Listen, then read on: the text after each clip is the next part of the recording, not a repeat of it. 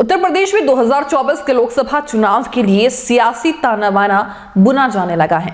RLD की कमान एक बार फिर से जयंत चौधरी को सौंप दी गई है।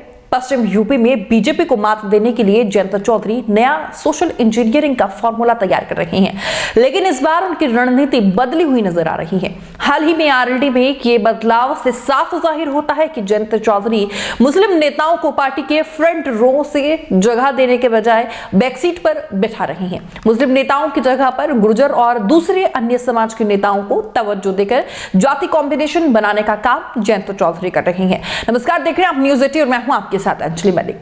आरएलडी में पिछले दिनों कई राजनीतिक बदलाव किए गए। 2022 विधानसभा चुनाव के फौरन बाद ही जयंत ने यूपी आरएलडी अध्यक्ष पद से डॉक्टर मसूद अहमद को हटाकर रमाशीष राय को पार्टी की कमान सौंप दी। रमाशीष पूर्वांचल के देवरिया से आते हैं और बीजेपी युवा मोर्चा के राष्ट्रीय अध्यक्ष रह चुके हैं। इसके बाद रालोद युवा के राष्ट्रीय अध्यक्ष पद से वसीम रजा को हटाकर चंदन चौहान को जिम्मेदारी दे दी। चंदन चौहान गुर्जर समुदाय से आते हैं और सपा से भी आते हैं। रालोद में हुई दोनों तब्दीली में मुस्लिम नेताओं को ही अपने पद से बेदखल होना पड़ा। 2022 के विधानसभा चुनाव में जयंत चौधरी के साथ साय की तरह हमेशा नजर आने वाले पूर्व सांसद शाहिद सिद्दीकी भी अब नहीं दिख रहे हैं। फिलहाल आरएलडी में मुस्लिम लीडरशिप के नाम पर कोई कद्दावर चेहरा नजर नहीं आ रहा है और ना ही आरएलडी के राष्ट्रीय संगठन में और ना ही प्रदेश इकाई में। आरएलडी में 3 राष्ट्रीय महासचिव मुस्लिम हैं, जिनमें एहतेशाम रहीम खान, पूर्व मंत्री डॉक्टर मिराजुद्दीन और पूर्व विधायक आमिर आलम है। रालोद के प्रदेश संगठन में कुंवर हसन इकलौते चेहरे हैं जो प्रदेश कार्यकारी अध्यक्ष हैं और पार्टी की फ्रंटल संगठन के प्रभारी भी हैं। विधायकों में देखें तो अगर बात करें 2 ही मुस्लिम दिखते हैं, जिसमें थाना भवन से अशरफ अली हैं और सिवाल खास की अगर बात करें तो गुलाम मोहम्मद विधायक है। पश्चिमी यूपी की राजनीति में मुस्लिम नेताओं का किरदार हमेशा से ही काफी अहम रहा है। मुजफ्फरनगर से लेकर मेरठ, बिजनौर और सहारनपुर तक में हमेशा से ही कद्दावर मुस्लिम सियासत का जोर रहा, लेकिन 2013 के मुजफ्फरनगर दंगों के बाद से मुस्लिम नेताओं की राजनीति में ऐसी जंग लगनी शुरू हुई कि अभी तक वो खत्म होने का नाम नहीं ले रही है। आमिर आलम उसके बाद से साइड लाइन चल रही हैं, जबकि मिराजुद्दीन और एहतेशाम का अपना कोई खास सियासी जनाधार नहीं है, क्योंकि दोनों ही नेता बहुत ज्यादा सक्रिय नहीं रहते हैं। पूर्व सांसद शाहिद सिद्दीकी भी आरएलडी के सीट से गायब हैं और पार्टी के राष्ट्रीय अधिवेशन में भी वो दिखाई नहीं दिए। 2022 के विधानसभा चुनाव में जाट मुस्लिम कॉम्बिनेशन के दम पर जयंत चौधरी ने 1 से अपने 9 विधायक जरूर बना लिए, लेकिन पश्चिमी यूपी में बीजेपी के विजय रथ को वो नहीं रोक पाए।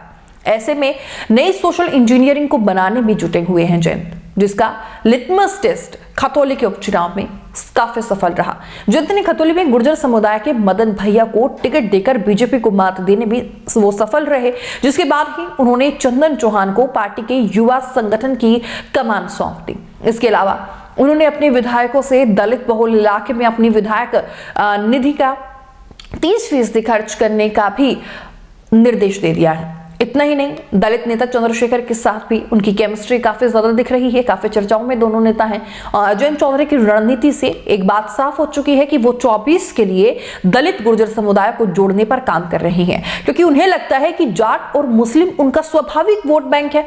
ऐसे में जाट मुस्लिमों के साथ अगर गुर्जर दलित जुड़ जाता है तो पश्चिम यूपी में बीजेपी के सामने कड़ी चुनौती पेश कर सकते हैं। सपा के साथ आरएलडी का गठबंधन होने के चलते उन्हें लग रहा है कि मुस्लिमों वोट बैंक कहीं नहीं जाने वाला है।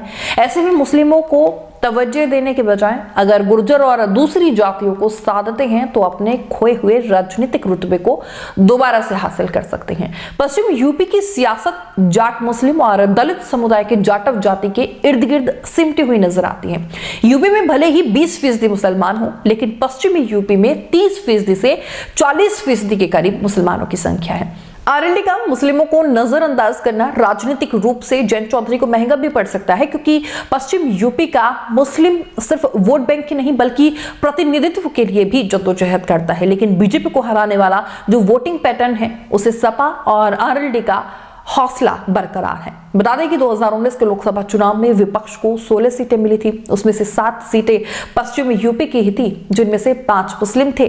सहारनपुर, अमरोहा, मुरादाबाद, संभल और रामपुर सीट पर मुस्लिम सांसद चुने गए थे। इसके अलावा अगर बात कर ली जाए मेरठ में बहुत मामूली वोटों से हाजी याकूब वो हार गए थे। पश्चिमी यूपी की 14 जिलों में मुस्लिम वोट निर्णायक भूमिका निभाते हैं, जिसमें कि अगर बात करी जाए मुजफ्फरनगर है, सहारनपुर, अलीगढ़, संभल, बिजनौर, मुरादाबाद और बरेली में से उस 30% के जादुई आंकड़े से ज्यादा वोट करते हैं। बसपा दलित मुस्लिम कॉम्बिनेशन पर काम कर रही है फिलहाल।